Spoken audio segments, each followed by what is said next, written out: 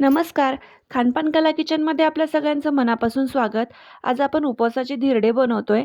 यासाठी इथे मी दीड वाटी भगर आणि अर्धी वाटी साबुदाणा 1 ते दीड तासासाठी स्वच्छ धुवून भिजत घालून ठेवला होता.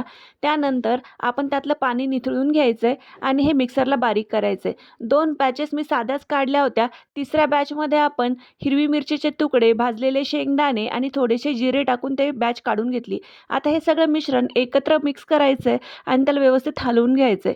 यामध्ये टाकायचं आहे चवीनुसार मीठ आणि कन्सिस्टन्सी ॲडजस्ट करण्यासाठी आपण त्यामध्ये टाकणार आहोत पाणी. पाणी इतपत टाकायचं आहे किंवा कन्सिस्टन्सी अशी ठेवायची आहे की तव्यावरती आपल्याला धिरडं व्यवस्थित पसरवलं जाईल. आता इथे तवा गरम करून घेतलेला आहे.